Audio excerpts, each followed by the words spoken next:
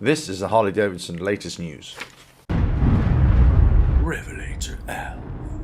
Hello, welcome to RevelatorAlf. Hope you're enjoying the channel and the series of videos. Please like, share, subscribe, leave those comments below. Check out the website RevelatorAlf.com.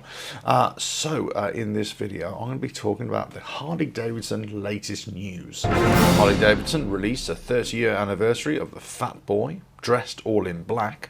So Harley Davidson have just released the 30-year anniversary model of the Fat Boy, the special edition, the limited edition, all dressed in black. Black wheels, black engine, black exhaust, black tank, black everything really, with a few bronze accents. And this is going to be a limited run of 2,500 models, initially retailing in the United States at $21,949, considerably more in other parts of the world, depending on those pesky tariffs, and it is still going to have the 114 engine, all dressed in black, and it actually looks rather nice. Yes, get your hands on one of those if you can. Harley Davidson have a new model for mid-season release, and that is the CVO Road Glide. Now, the CVO Road Glide is the mid-season rollout for Harley Davidson, and it's still got the 117 cubic inch engine.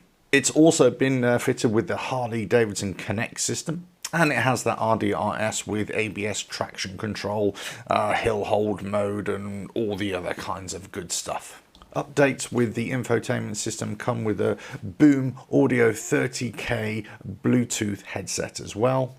So you can basically connect to your Boom Audio, your infotainment system, and lots of other riders in the surrounding area as well. So you can keep on chatting away and listening away to your heart's content. And the CVO Road Glide comes in a sand dune colour with a Kahuna trim, and it's retailing just shy of $41,000 in the United States at $40,999. Are Harley Davidson out of touch with the new generation rider? Now, Harley Davidson have launched a new program for 2020 to retain their new riders and appeal to a younger generation. However, they may have been falling short of the mark for many years. Bloomberg have just been reporting as well. They're stating that the company have actually just been focusing all their attention on the old guard riders and not really been quick enough to evolve and start attracting younger riders or appealing to younger riders with newer models. They're looking at now at readdressing that with smaller capacity engines in the Far East. They're looking at much more of a global program, but also at domestic and foreign programs to not only entice new riders with assistance in licensing and training and initial training and ongoing training, but also rider experiences as well. Whilst global sales may be down and the general malaise around the company is still ongoing, they are forecasting that they can pull out of this with greater sales and greater retention. They lost over 470,000 riders last year, but they gained just over 520,000. So there's a net gain, let's say, of 50,000 riders, which is also still good. But the worrying trend is obviously that 470,000 riders that they've lost. And that's a mix of new riders and also the older riders as well, who are either leaving the brand or who are sadly no longer with us. So lots of work still to do at Harley Davidson to train a new rider, as they like to call it. Harley Davidson released the performance figures for 2019. Sales are down. They've been involved with tariff wars and trade wars. They've opened a new plant in Thailand. But Matt Levatich, CEO of Harley Davidson, is buoyant for a recovery in 2021 and beyond.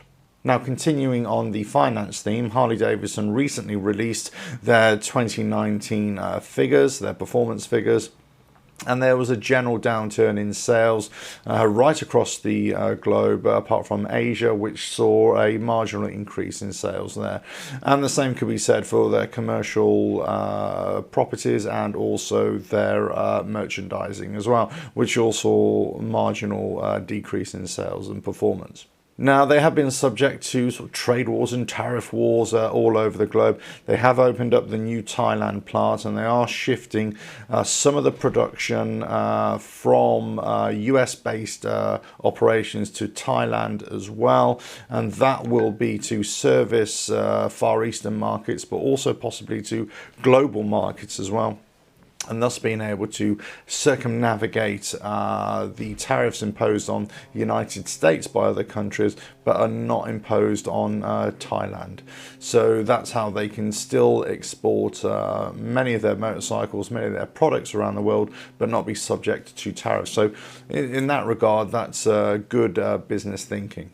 Levertich, CEO of Harley Davidson, has been buoyant in his response to the 2019 financial figures, and he's still talking about the more roads to Harley Davidson and the global recovery for the company as well.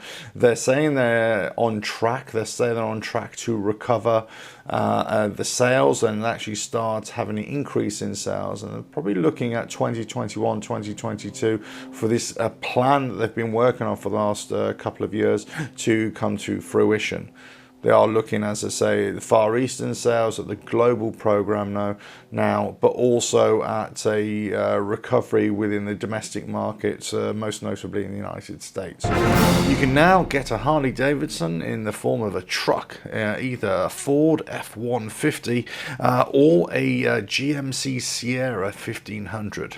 And finally, if you thought that Harley Davidson were only making motorcycles, well, they kind of are and they kind of aren't. Now, a company in the United States, formerly known as Harley Trucks, which are now known as Tuscany Motor, are producing the latest Ford F-150 super truck, the Harley Davidson F-150. Now, it's got a 5-litre V8 supercharged engine, wow, and it's going to give you 700 horsepower plus. And it's got custom modifications with a custom intake with high flow filter, an aluminium intercooler, upgraded fuel injectors, and high flow exhaust. Now, as you can imagine, this Ford F-150 has numerous accent pieces with Harley Davidson, both inside and out, and it does look rather beefy, and it does look rather good, especially if you're going to be trailering around your Harley Davidson motorcycle.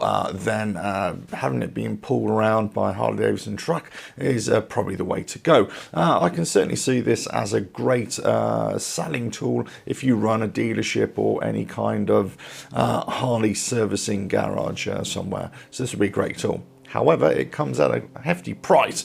We're talking just shy of $100,000 US dollars for this beauty. Now, of course, if you're not a Ford fan, but you're more of a General Motors fan, then you can go for the GMC 1500 Sierra Harley Davidson, manufactured by the same company. Now, the company is saying that this GMC Sierra 1500 Harley Davidson, it will be limited to only 250 vehicles, units, and it will be retailed in the region of $94,995. Wow. Now, both of these vehicles are really designed for the off-road market and off-road challenges as well. With beefed up suspension, BDS suspension lift kit on there. It's got specially tuned fork shocks, upgraded stabilizer bars, and 35-inch all-terrain tyres. Now, considering I do love my bikes, but I also do love my pickup trucks, I've got to say, these trucks are mighty appealing.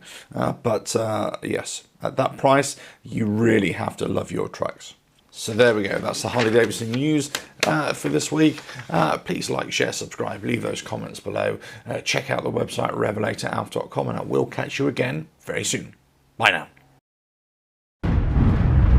RevelatorAlf.